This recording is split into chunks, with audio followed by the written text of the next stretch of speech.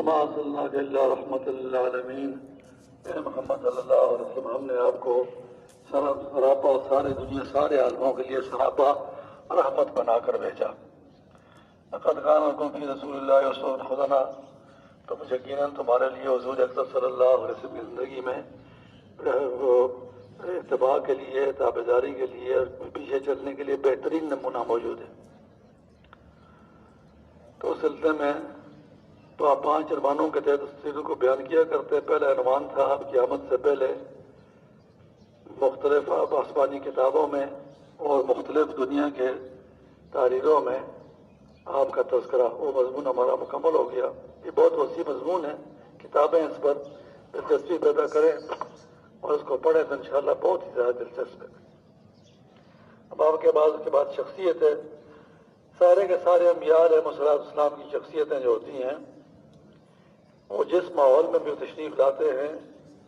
ہر لحاظ سے اس ماحول کی انتہائی نمایاں اور انتہائی باکمال شخصیات ہوتے ہیں۔ یعنی ان کی صحت، شکل مبارک، صورت، ذہانت، ان کی فہم و فراست، ان کا اخلاق عالیہ، اور یہاں تک کہ ان کی آواز، یہ ساری کی ساری چیزیں اس معاشرے میں انتہائی نمایاں ہوتی ہیں۔ سارے کے سارے انبیاء علیہ السلام خوش الحان ہوتے ہیں،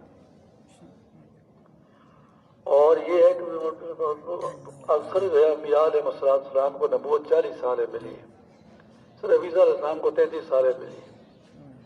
نوح علیہ السلام کو 50 سالیں ملی،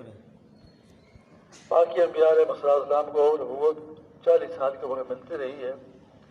اور یہ 40 سالہ دور وہ لوگوں کے درمیان گزارتے رہے ہیں، اور اس 40 سالہ دور میں بارہا یہ بات ثابت ہو کر سب کے سامنے آتی رہی ہے، اور سب اس کو اقرار کر کے اس کو مانتے رہے ہیں کہ واقعی اس سے زیادہ بڑھ کر کوئی شخصیت وہ ذات و صفات کے لحاظ سے نہیں ہے۔ اور یہ بار بار تجربہ ہوتا ہے، یہاں تک کہ یہ بات اتنی عام ہو جاتی ہے کہ لوگوں کے بیٹھنے کی جگہ، حجرے، چوپالے، بازار، گھروں میں جگہ جگہ پر اس بات کا چرچا ہو رہا ہوتا ہے۔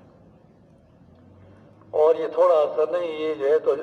ایک عرصہ دراز تک یہ چرچا رہتا ہے۔ کوئی 40 سال کی عمر جو ہوتی ہے تو سمجھیں گے 20 سال سے چرچا شروع ہوگا تو 20 سال تک یہ چرچا ہوتا رہتا ہے کہ ایک ایسا معیاری انسان ہے اس معاشرے میں کہ اس سے بڑھ کر کسی صفت کے لحاظ سے کوئی انسان ہے ہی نہیں۔ تو ان کاملین میں کہ سارے کے سارے انبیاء علیہ السلام کاملین ہیں، اور آپ کاملین میں اکمل ہیں، یعنی سب سے اپرچونٹی ہوتی ہے کاملین میں اکمل ہیں۔ آپ لوگ تو ماشاء اللہ گرامر سے فارغ ہو گئے، نہ انگریزی گرامر آتی ہے نہ اردو گرامر آتی ہے، تو آپ نے پڑھی ہوئی ہے positive degree, comparative degree, superlative degree. Positive وہ بہت اچھا آدمی ہے، کمپیریٹو وہ اپنی کلاس سے اچھا ہے، اور سپرلیٹو وہ سب سے اچھا ہے۔ یہ اکمل سے کہتے ہیں، جی اکمل سے کہتے ہیں۔ تو وہ انبیاء علیہ السلام کی 1,24,000 کے کاملین کے گروہ میں آپ اکمل ہیں، یعنی وہ صفات جو سب کو کمال کے ساتھ ملی وہ اس کمال سے بڑھ کر آپ کی شخصیت میں آئی۔ مختلف انبیاء علیہ السلام جو ہیں تو ان کے بعض خصوصیت کسی ایک نبی میں بہت خاص ہوئی ہے۔ جیسے کہتے ہیں کہ شعیب علیہ السلام خطیب الانبیاء ہیں، کہ ان کی طرح کا بیان کوئی نہیں کر سکتا تھا۔ سارے انبیاء علیہ السلام میں ان کا بیان مثالی رہا۔ یوشع علیہ السلام کا جہاد سارے انبیاء علیہ السلام میں مثالی رہا ہے۔ کہ یوسف علیہ السلام کا حسن سارے انبیاء علیہ السلام میں مثالی رہا ہے۔ کہ سلیمان علیہ السلام کی قوت فیصلہ سب میں مثالی رہی ہے۔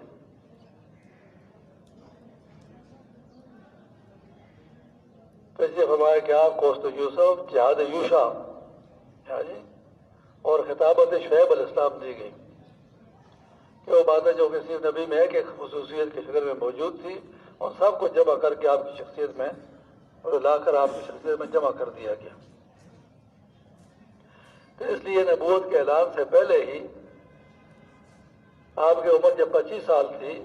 تو 25 سال کی عمر میں آپ کی شادی خدیجہ الکبریٰ رضی اللہ تعالیٰ عنہا سے ہوئی ہے، اور خدیجہ الکبریٰ رضی اللہ تعالیٰ عنہا مکہ مکرمہ کی مالیت کے 50% حصے کی مالکہ تھی۔ 50% مال سارے مکے والوں کا تھا۔ اگر مکہ کا مال 1 لاکھ روپے تھا تو 50,000 کے مالک سارے مکہ والے تھے، اور 50,000 کی مالکہ اکیلا خدیجہ الکبریٰ رضی اللہ تعالیٰ تھی۔ 50% مکہ مکرمہ کی مالیت کی مالکہ حضرت خدیجہ الکبریٰ رضی اللہ تعالیٰ تھی، اور شادی کے بعد آپ نے سارا مال حضور اکرم صلی اللہ علیہ وسلم کے قدموں میں ڈالا ہے۔ تو اس سے مالی لحاظ سے بھی آپ کی حیثیت جو ہے تو مکہ مکرمہ کے سب سے بڑے مالدار سردار کی ہو گئی تھی، اور نبوت سے پہلے اور اس مال کو آپ نے غریبوں میں، یتیموں میں، محتاجوں میں، معذوروں میں، بیماروں میں، قرض برسوں میں خرچ کیا ہے۔ اور نبوت کے بعد تو اتنے ایسی ترتیب سے آپ نے خرچ فرمایا ہے کہ جس وقت آپ ہجرت کر کے جا رہے تھے، مکہ مکرمہ سے ہجرت کر کے مدینہ منورہ جا رہے تھے، تو سارا کا سارا مال آپ نے اس ترتیب پر خرچ فرما دیا تھا کہ آپ کے پاس سواری کی اونٹنی نہیں تھی، اور ابوبکر صدیق رضی اللہ عنہ ہجرت کے اس میں سفر ہجرت کے حکم کے انتظار میں اس طرح 2 اونٹنیاں پالی ہوئی تھیں، اور جب حکم آیا تو نے کہا یا رسول اللہ صلی اللہ علیہ وسلم، یہ میں نے ایک اونٹنی اپنے لیے اور ایک آپ کے لیے پالی تھی کہ آپ ہجرت کے سفر میں اس کو استعمال فرمائیں گے، تو میری طرف سے آپ کو ہدیہ ہے۔ تو آپ فرمایا کہ ہدیہ نہیں، میں اس کو بطور قرض لوں گا، پھر تو میں ادا کروں گا، کیونکہ ہجرت کا سفر جو ہے یہ اتنے اجر و ثواب بڑا سفر ہے کہ اس اجر و ثواب کو حضور اکرم صلی اللہ علیہ وسلم نے اپنے لیے ہی پسند فرمایا کہ اس اجر و ثواب کو میں نہیں چھوڑتا ہوں، کہ یہ اتنا بڑا اجر و ثواب ہے کہ اونٹنی میں قرض تو لوں گا لیکن بطور ہدیہ نہیں لیتا ہوں۔ تو اتنا مال آپ نے خرچ کیا ہے کہ اس وقت پھر آپ کے صاحب کی ساری مالیت ختم ہو چکی تھی، اونٹنی سفر کے لیے آپ کو قرض لینا پڑی، اور بڑے بڑے مار کے جو قریش میں پیش آتے رہے، اور سارے قریش مل کر جن کو فیصلہ نہ کر سکے، وہ آپ کی ذات والا والا صفات کے ہاتھوں فیصلہ ہوا، اور اس بات کو اس چیز نے ثابت کیا کہ سارے قریش میں آپ سے بڑھ کر کوئی آدمی خیر و فراست والا نہیں ہے۔ جیسے کہ حجر اسود کا واقعہ ہے کہ تعمیر کر رہے تھے قریش، حجر اسود کے رکھنے کے وقت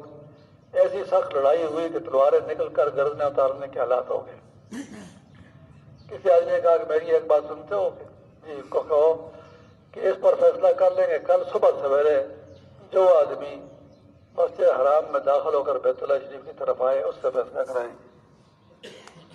جب دیکھا تو سب سے پہلے داخل ہونے والے حضور اکرم صلی اللہ علیہ وسلم تھے، وہ سے پہلے کا واقعہ،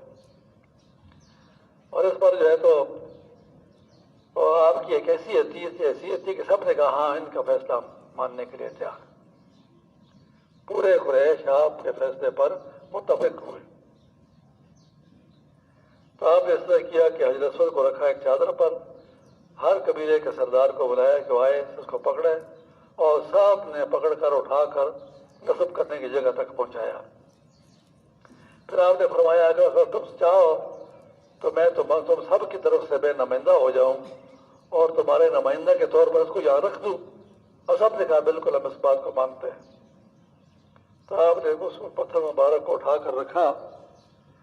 اور اتنا بڑا فیصلہ قریش کا ہوا کہ جس نے ساری قریش کی قوم کو پریشان کیا ہوا تھا، اور صادق امین کے خطاب آپ کے نبوت کے اعلان سے پہلے مشہور ہو چکے تھے۔ سب سے زیادہ سچا انسان اس معاشرے کا وہ حضور اکرم صلی اللہ علیہ وسلم، سب سے زیادہ امانت دار وہ حضور اکرم صلی اللہ علیہ وسلم، یہاں تک کہ جس رات آپ نے ہجرت فرمانی تھی اور اسی رات قریش کا یہ فیصلہ تھا کہ آج ہم سب مل کر جو ہے تو 100 آدمی اکٹھا حملہ کریں گے اور شہید کریں گے، اس وقت بھی ان کی امانتیں حضور اکرم صلی اللہ علیہ وسلم کے پاس پڑی ہوئی تھی۔ تو آپ نے حضرت علی رضی اللہ عنہ سے فرمایا کہ علی میرے بستر پر تم لیٹ جاؤ اور صبح ان سب کی امانتیں ان کے حوالے کر کے پھر جو ہے تو مکہ مکرمہ مدینہ منورہ آ جانا۔ حضرت علی رضی اللہ عنہ سے پوچھا کہ اتنے سخت خطرے کے حالات کے بعد جو ہے تو ننگی تلواریں کھڑی ہیں اور وہ سر اڑانے کی فکر میں ہیں اور آپ کو طرح تنہا چھوڑ دیا گیا، بستر پر لٹا دیا گیا اور آپ تو بڑے پریشان میں ہوں گے، بڑا خوف ہوگا، بڑا ڈر لگا ہوگا۔ میں نے کہا حضرت کوئی ڈر نہیں لگا۔ حضور نے فرما دیا تھا کہ صبح امانتیں کے حوالے کرنا، اس میں اس بات کی ضمانت تھی کہ میں بالکل محفوظ ہوں، صبح تک زندہ رہوں گا، اور امانتیں حوالے کرنے کے بعد ہمارے پاس آ جانا، اس بات کی ضمانت تھی کہ میں صحیح سالم آپ کے پاس پہنچ جاؤں گا۔ تو مجھے کس کی پریشانی کی ہوتی ہے؟ تو یہ نبوت سے پہلے سارے انبیاء میں علیہ السلام اور بالخصوص آپ کی یہ ایک حیثیت جو تھی یہ وہاں پکی مستحکم ہو گئی تھی، آپ کہتے ہیں اسٹیبلش فیکٹ، ایک پکی اور مستحکم اور اسٹیبلش فیکٹ کی طرح کی ایک حقیقت تھی جو کہ سب میں تسلیم ہو چکی تھی۔ اس لیے کہتے ہیں کہ جب انبیاء علیہ السلام نبوت کا اعلان کرتے ہیں تو ہر حق پرست آدمی یہ اس کو مانے بغیر نہیں چھوڑتا ہے، فوراً تسلیم کرتا ہے۔ چنانچہ آپ کی ان اخلاق و عادات اور آپ کی شخصیت کے کمالات کو ان کو دیکھنے والے سب سے زیادہ آپ کے قریب آدمی کی شخصیت کو جانچنے والے اس سے سب سے قریبی لوگ ہوتے ہیں، جن کے سامنے زندگی کے سارے پہلو آئے ہوتے ہیں۔ اس کی بیوی ہوتی ہے، اس کا قریب ترین ملازم ہوتا ہے، اس کا قریب ترین دوست ہوتا ہے، اس کا قریب ترین رشتہ دار ہوتا ہے۔ چنانچہ آپ کی نبوت کا وہ کہتے ہیں آدمی کو ساری دنیا بزرگ مان لے، گھر والی بزرگ نہیں مانا کرتی ہے جی۔ تو اس میں آپ کی نبوت کو سب سے پہلے اقرار کر کے ماننے والی شخصیت جو ہے وہ آپ کی زوجہ مطہرہ خدیجہ الکبریٰ رضی اللہ تعالیٰ عنہا ہے، کہ سب سے پہلے انہوں نے تسلیم کیا اور ایمان لے آئی ہے۔ پھر قریبی ترین دوست حضرت صدیق اکبر رضی اللہ عنہ کا سب سے قریبی دوست ہے اور انہوں نے مانا ہے۔ پھر سب سے قریب ترین ملازم یہ ہے زید بن حارثہ رضی اللہ عنہ، انہوں نے مانا ہے۔ پھر سب سے قریب ترین رشتہ دار جو آپ کے گھر میں ہی آپ کے ساتھ رہتے تھے حضرت علی رضی اللہ عنہ نے مانا ہے۔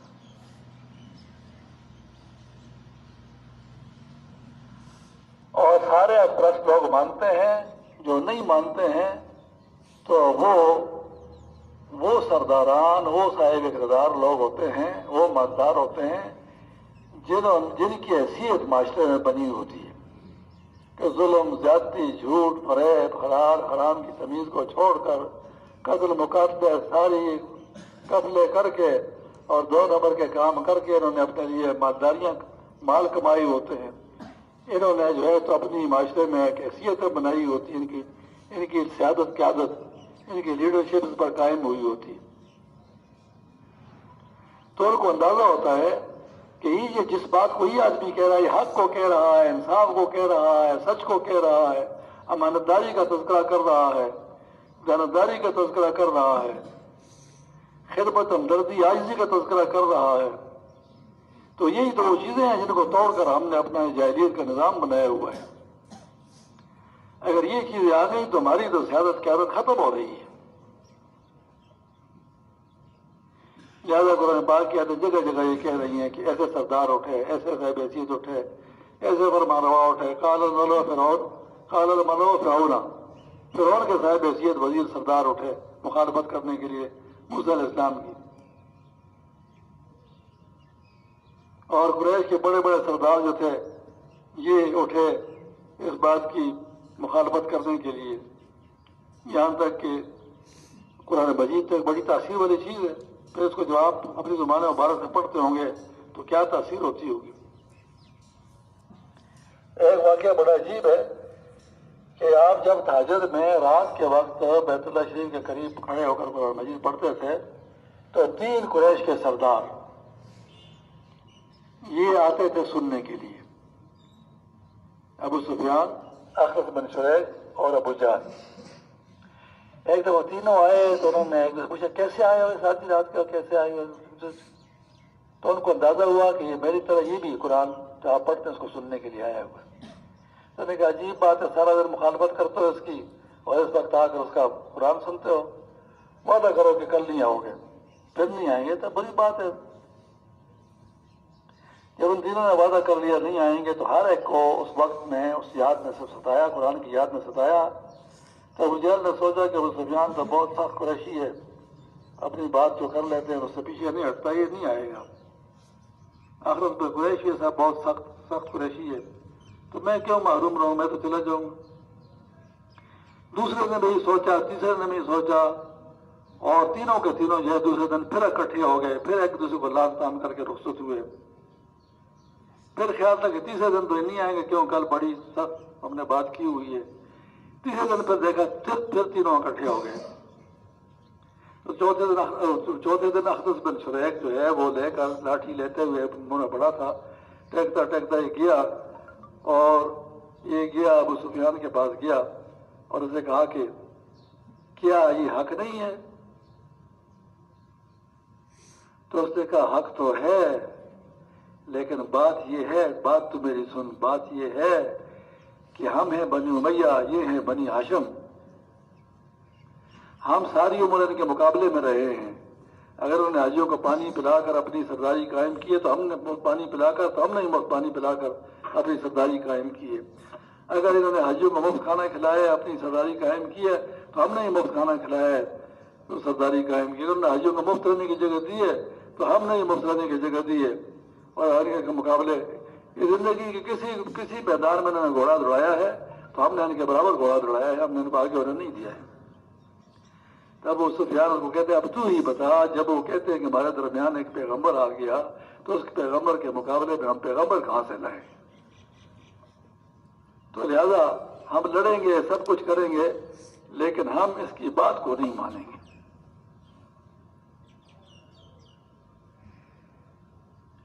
تو انشاءاللہ آپ کی شخصیت کے اور کمالات، بدنی، اخلاقی، عقلی، ذہنی، یہ سارے کے سارے مختلف پہلو ہیں۔ اس پر انشاءاللہ اگلے جمعے میں بات کریں گے کہ آپ کی شخصیت کے مختلف پہلو کس معیار پر تھے اور کس ترتیب پر تھے۔ اللہ پاک عمل کی توفیق عطا فرمائے۔